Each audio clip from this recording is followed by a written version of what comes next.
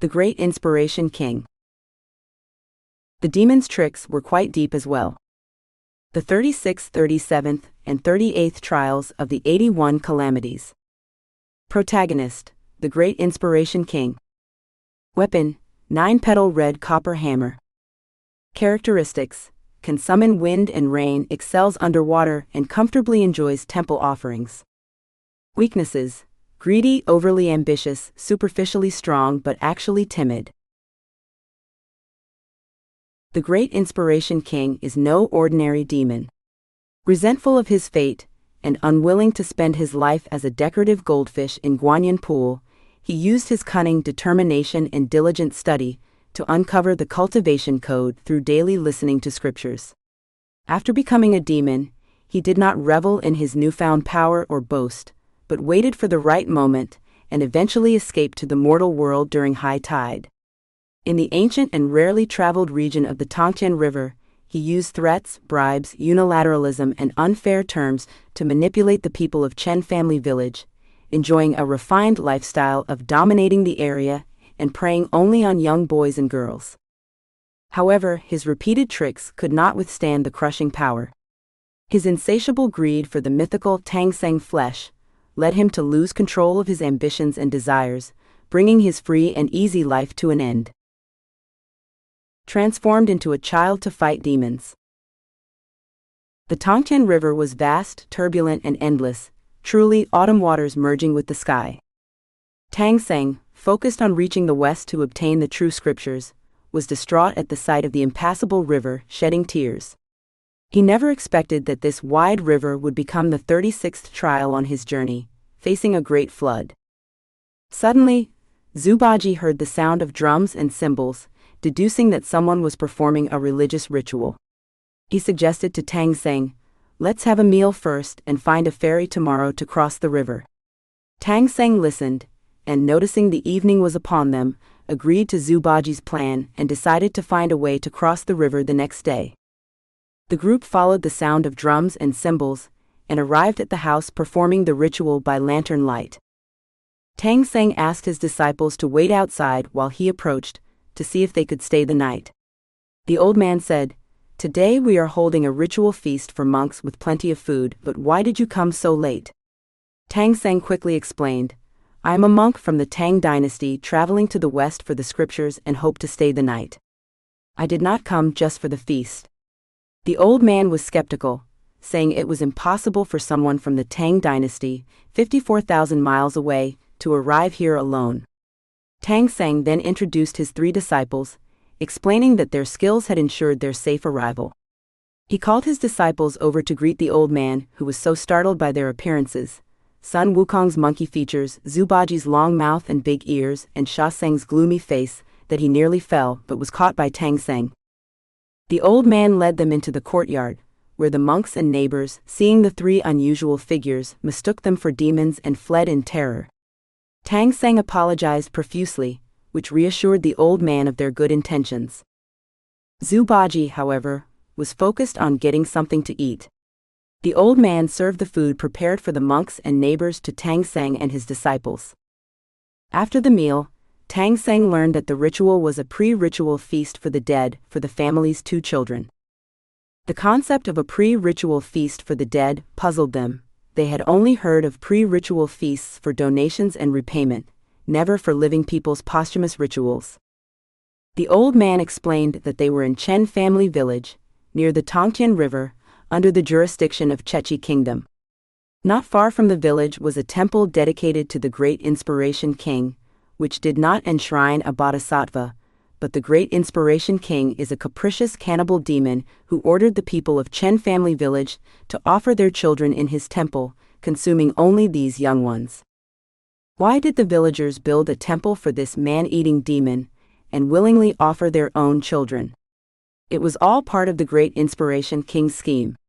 He came to Chen family village and with cunning imposed a labor contract. He would provide rain and protect them from other demons in exchange for 1 young boy, 1 young girl, and livestock each year. On the surface, the Great Inspiration King appeared to be offering a service and thus deserved compensation. However, contracts should be based on equality and consent. To ensure fairness, a third party should oversee the agreement. But the great Inspiration King's contract was unilateral. He never asked the villagers if they agreed. Using his formidable powers, he coerced and manipulated them with one-sided terms, and there was no one to oversee these unfair conditions.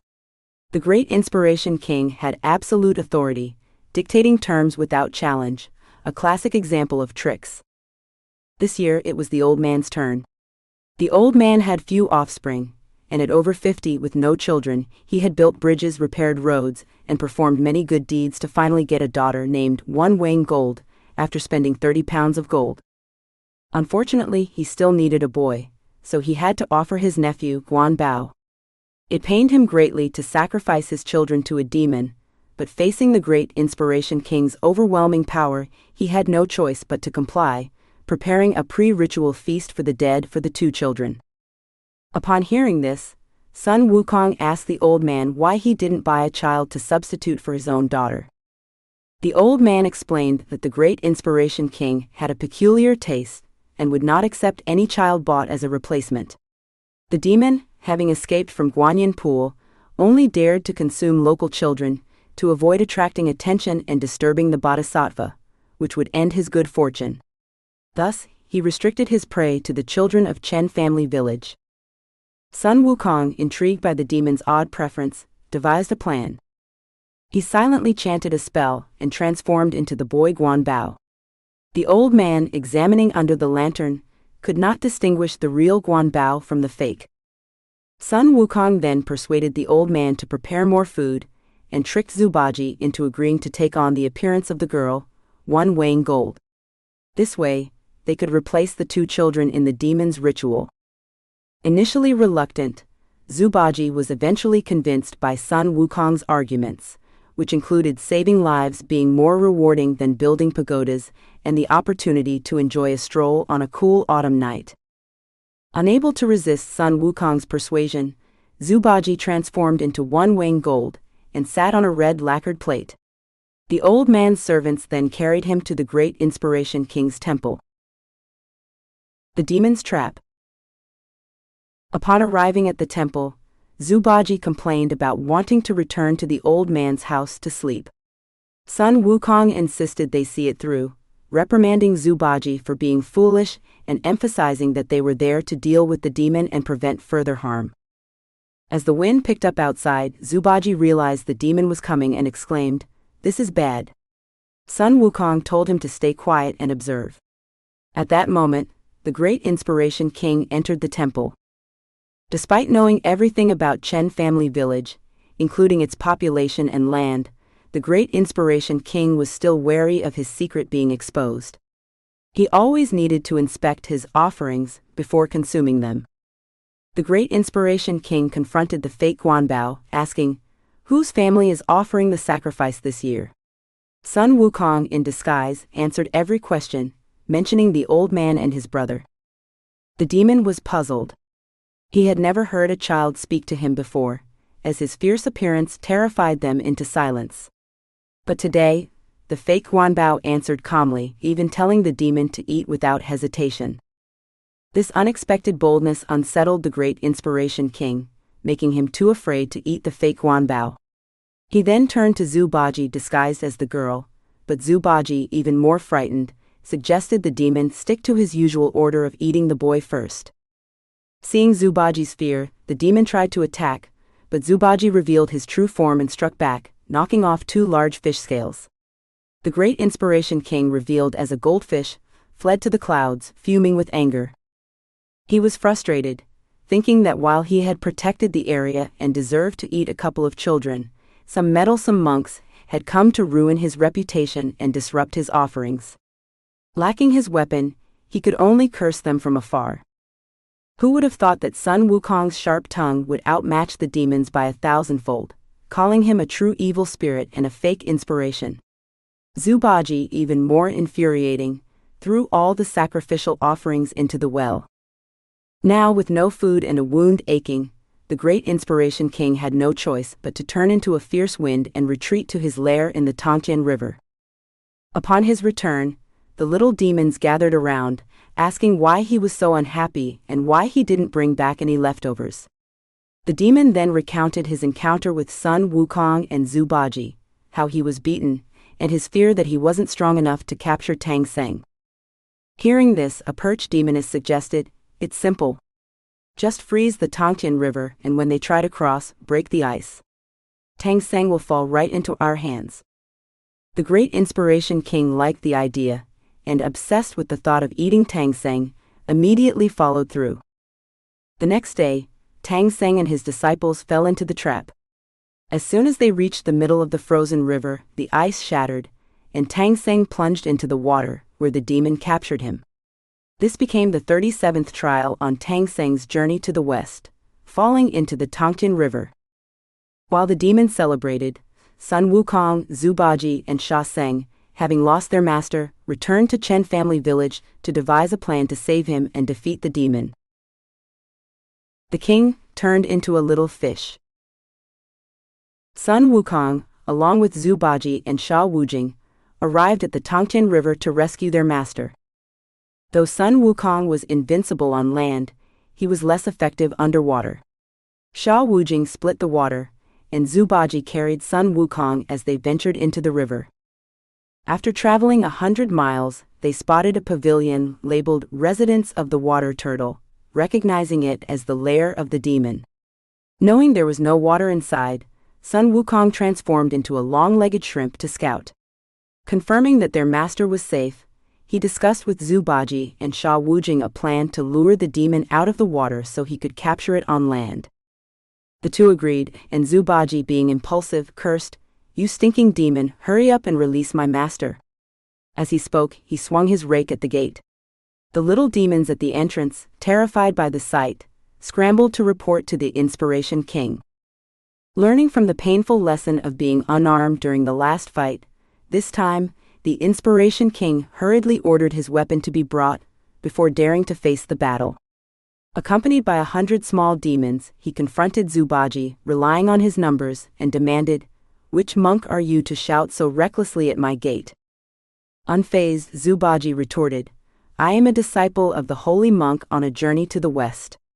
Don't argue with your grandpa, or I'll beat you to death."